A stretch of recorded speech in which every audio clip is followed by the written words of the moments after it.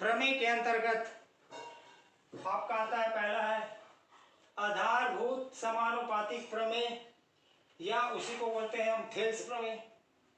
तो आधारभूत अनुपातिक प्रमेय और थेल्स प्रमेय का कथन, यदि किसी त्रिभुज की एक भुजा के समांतर बाकी दो भुजाओं को भिन्न भिन्न बिंदुओं पर प्रतिच्छेद करती है, तो एक रेखा खींची जाए तो यह रेखा अन्य दो भुजाओं को एक ही अनुपात में विभाजित करती है।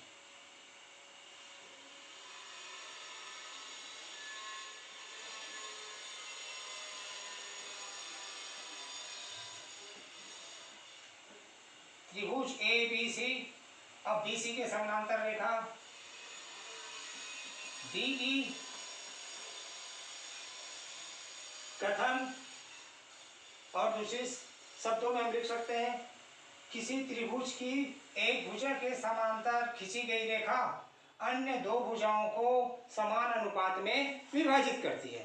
कथन, तो किसी भी प्रमेय को सिद्ध करने के लिए 4 पॉइंट आवश्यकता पड़ता है। पहला है दिया गया है, दूसरा है सिद्ध करना है, तीसरा है रचना और चौथा है उत्पत्ति।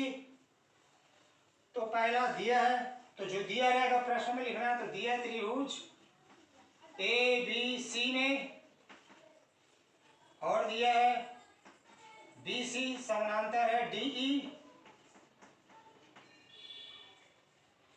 सिद्ध करना है समानुपात में ए डी बटे डी बी, ए डी बटे डी बी बराबर ए ई बटे ई सी।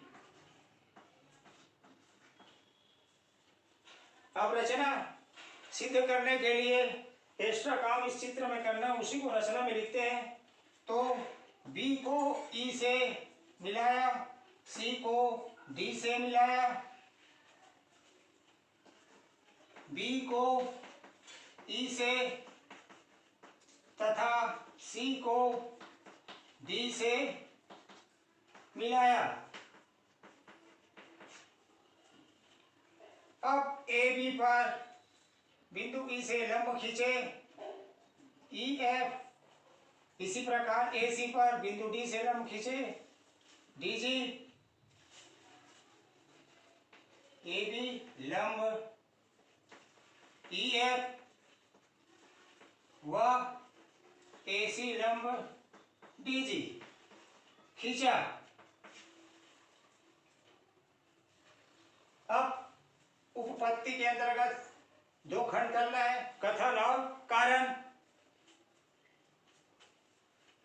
तो त्रिभुज ए डी ई का क्षेत्रफल बटे त्रिभुज बी डी ई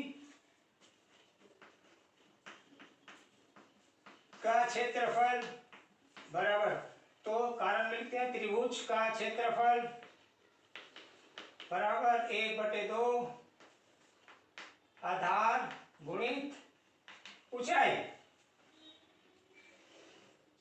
तो इस त्रिभुज के लिए 1/2, तो इस त्रिभुज के लिए आधार AD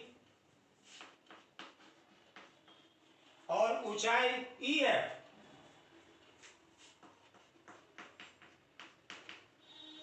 अब त्रिभुज BDE के लिए आधार DB और ऊंचाई EF।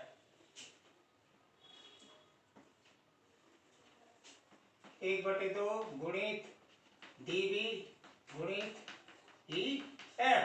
अब सरल करते हैं, AD बटे DB समीकरण नंबर 1। अब इस त्रिभुज को लेंगे AED, त्रिभुज AED का क्षेत्रफल बटे त्रिभुज CDE का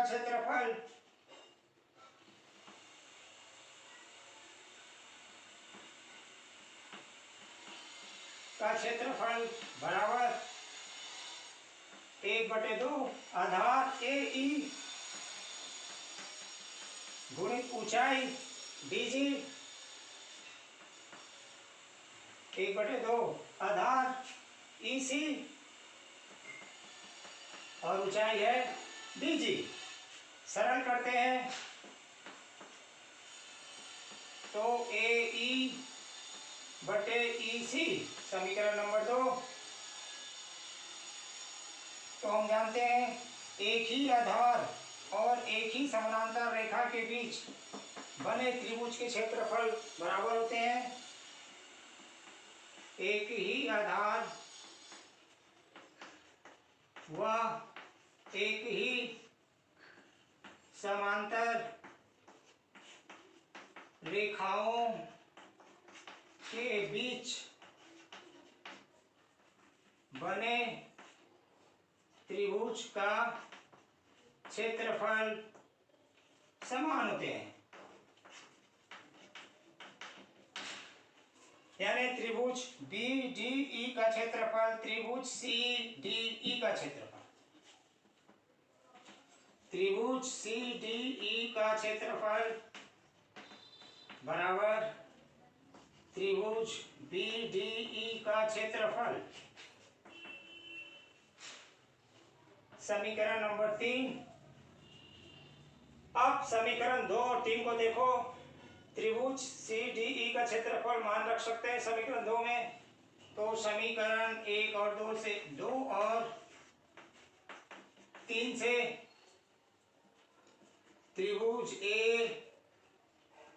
ADE का क्षेत्रफल बटे त्रिभुज BDE का क्षेत्रफल बराबर AE/EC समीकरण नंबर 4। अब समीकरण 1 और 4 को देखो। लेफ्ट बराबर दिख रहा है तो राइट बराबर हो जाएंगे। AD/DB बराबर AE/EC समीकरण नंबर 1 व 4 से इस प्रकार सिद्ध हो जाता है। अब इसी के अंतर्गत है दूसरा प्रमेय नंबर, आधारभूत समानुपाती प्रमेय का विलोम या थेल्स प्रमेय का विलोम।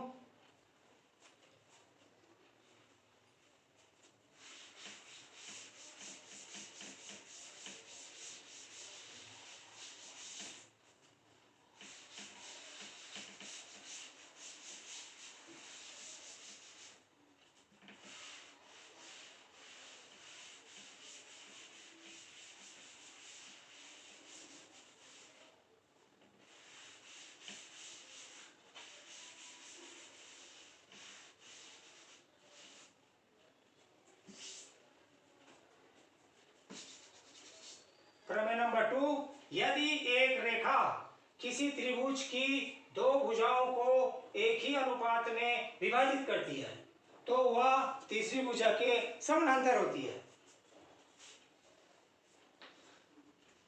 कथन, इसी को हम थेल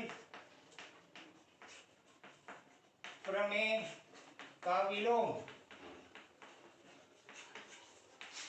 तो कथन में इसको लिखना है, यदि एक रेखा किसी त्रिभुज की दो भुजाओं को एक ही अनुपात में विभाजित करती है तो वह तीसरी भुजा के समांतर होती है।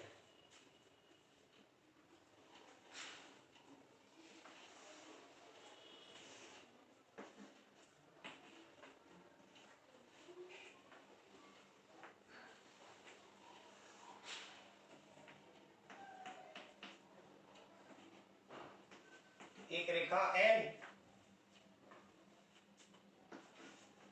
दिया है त्रिभुज ABC में। रेखा L भुजा AB व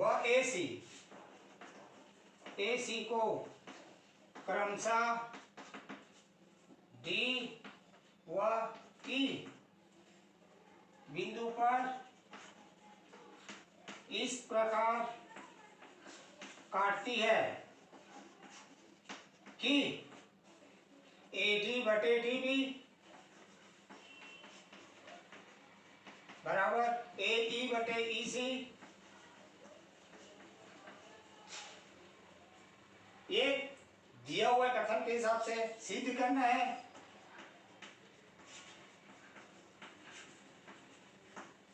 रेखा एल बीसी के समांतर है। ये रेखा बीसी के समांतर है।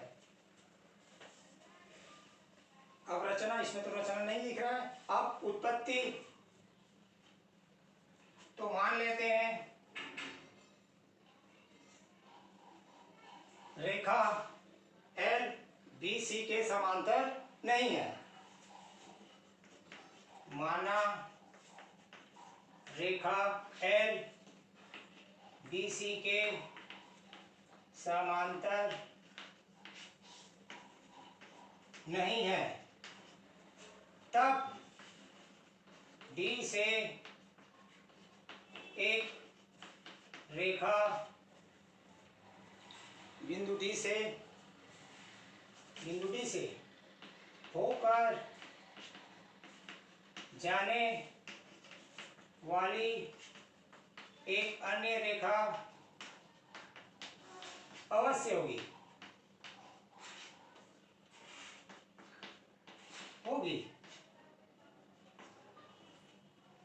जो बीसी के समांतर होगी। माना वह रेखा बिंदु डी से एक रेखा खींचते हैं डी एफ है। तो स्पष्ट हो गया डी एफ समानांतर है बीसी के। तो समानांतर है तो थेल्स प्रमेय से हम बता सकते हैं ए डी बटे डी बी बराबर ए एफ बटे एफ सी। ए एफ बटे एफ सी थेल्स प्रमेय से ये कहाँ से आया, कारण दर्शाना पड़ेगा।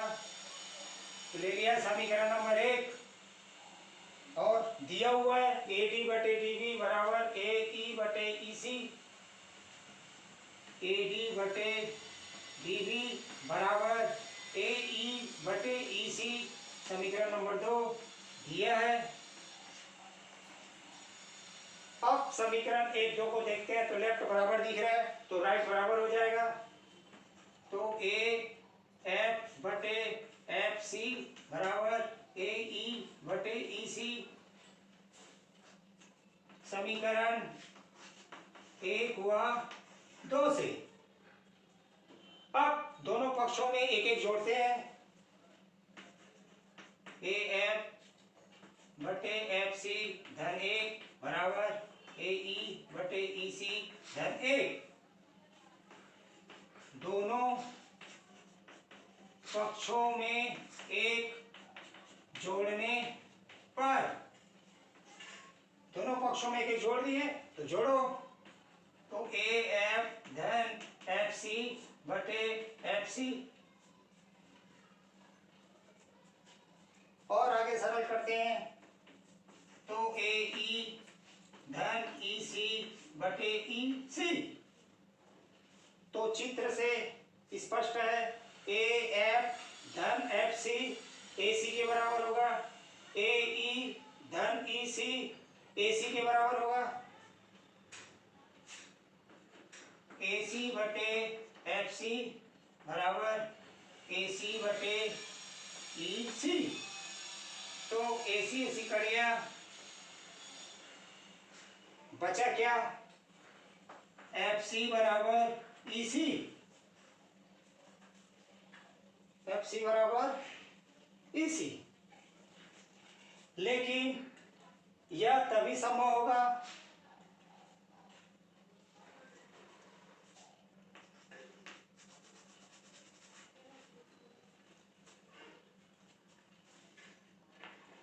लेकिन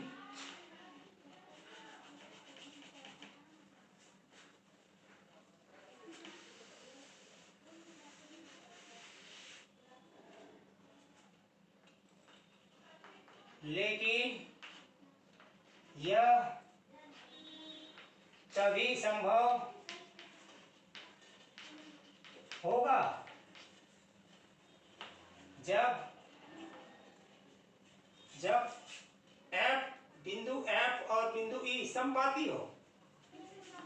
बिंदु F व बिंदु E समपाती हो, अतः L BC के समांतर है। इस प्रकार थेल्स प्रमेय का विलोम सिद्ध हो जाता है। थेल्स प्रमेय के अंतर्गत आपका प्रश्नावली है, आपका प्रश्नावली 2 के अंतर्गत क्वेश्चन क्रमांक 4 आधारभूत समानुपातिक प्रमेय का उपयोग करते हुए सिद्ध कीजिए कि एक त्रिभुज की एक भुजा के मध्य बिंदु से होकर दूसरी भुजा के समांतर खींची गई रेखा तीसरी भुजा को समद्विभाजित करती है।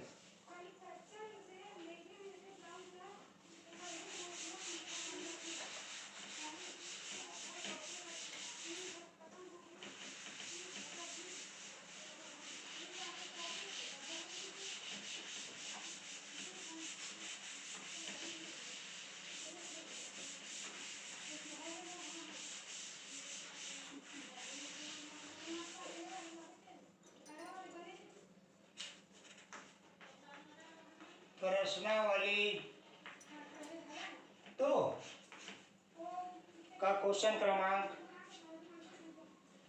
4 हल। एक त्रिभुज की एक भुजा के मध्य बिंदु, तो एक त्रिभुज ABC और एक भुजा का मध्य बिंदु ले लिया। ये भुजा जो बराबर है बिंदु D, एक भुजा के मध्य से होकर दूसरी भुजा के समांतर खींची गई रेखा तीसरी भुजा को समद्विभाजित करती है। तो इस बिंदु से BC के समांतर रेखा खींचते हैं तो तीसरी भुजा को समद्विभाजित करेगा। तो दिया है त्रिभुज ABC में बिंदु D भुजा AB का मध्य बिंदु है। मध्य बिंदु मतलब AD बराबर DB, AD बराबर DB, और इसको हम पक्षांतर करते हैं तो AD बटे DB बराबर 1। समीकरण नंबर 1। त्रिभुज ABC में DE समानांतर है BC, तो थेल्स प्रमेय से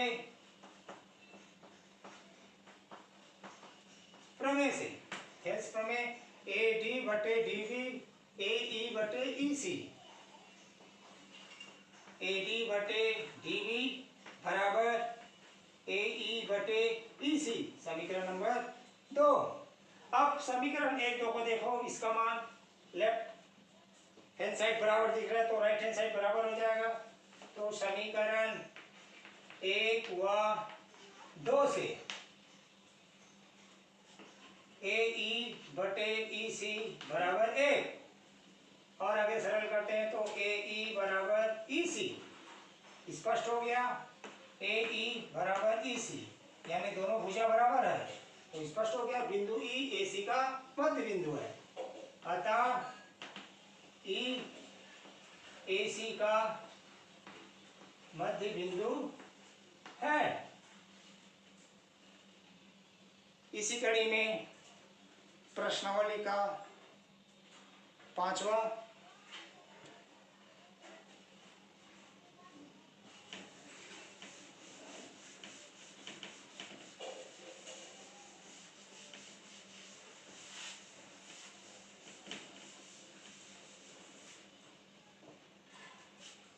क्वेश्चन क्रमांक 5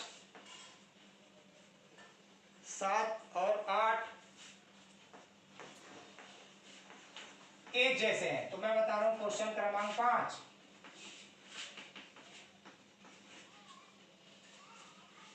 चित्र आकृति प्रश्न में दिए रहेंगे।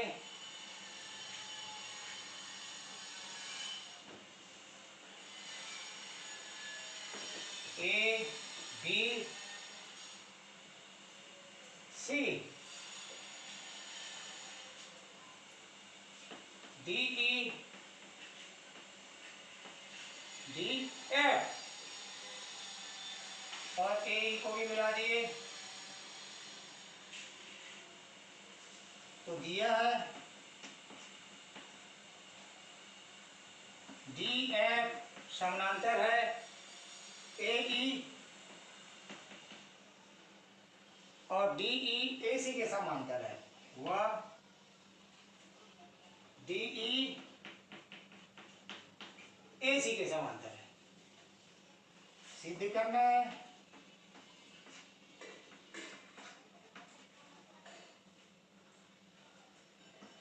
बी एफ बटे एफ ई बराबर बी ई बटे ई सी। तो उत्पत्ति तो त्रिभुज लेना है अपने को जो इसी के समानांतर दिखे।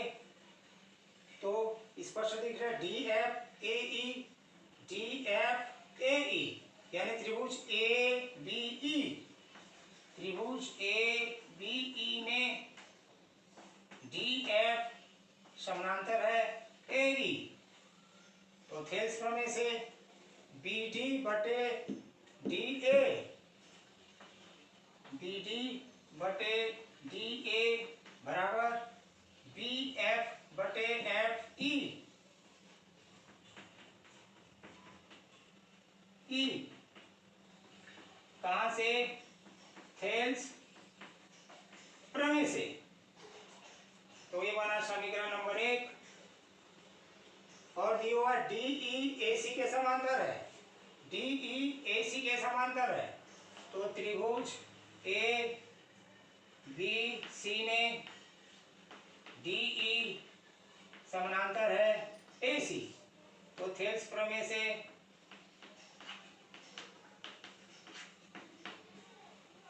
बी डी बटे डी ए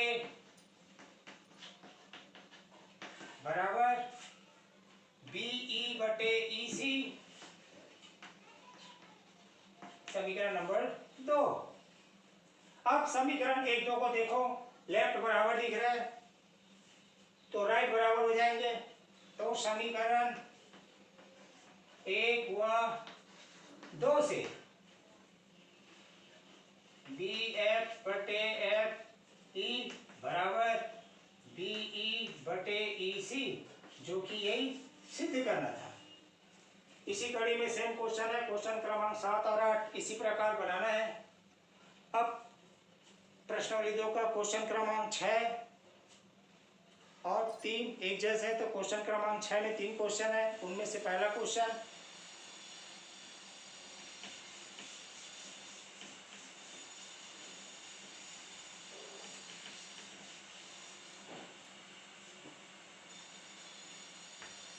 प्रश्न क्रमांक 6 का पहला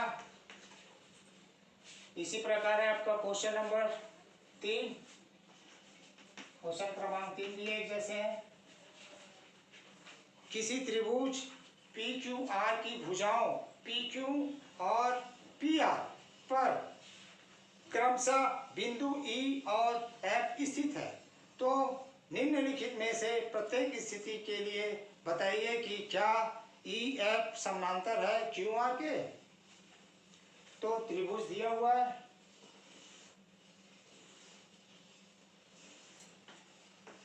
पी क्यू आर और पी क्यू पर बिंदु ई, पी क्यू पर बिंदु ई और पी आर पर बिंदु एफ। तो इन बिंदुओं को मिला दिए तो ई एफ क्यू आर के समानांतर है कि नहीं यही सिद्ध करना है या बताना पड़ेगा बराबर है या समानांतर है या नहीं। तो प्रश्न क्रमांक 6वां का पहला दिया हुआ है पीई बराबर 3.9 सेंटीमीटर, ई क्यू बराबर दिया हुआ है आपका 3 सेंटीमीटर, और पी एफ बराबर दिया 3.6 सेंटीमीटर,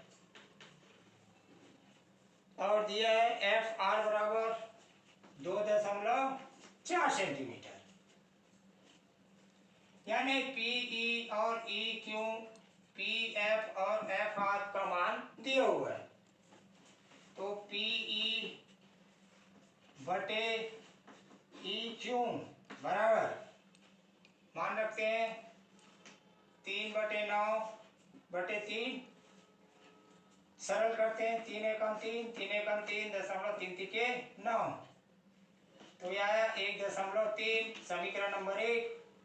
दूसरा है पी एफ बटे एफ आर मान रखते हैं 3.6 बटे 2.4। तो स्पष्ट दिख रहा है 12 से 12 दूनी 24, 12 तिया 36। तो आया 3/2 और भाग देने से 1.5। ये बना समीकरण नंबर 2। अब समीकरण 1-2 से स्पष्ट दिख रहा है राइट हैंड साइड बराबर नहीं है, यानी हम अतः पीई बटे ई क्यू बराबर पी एफ बटे एफ आर बराबर नहीं है।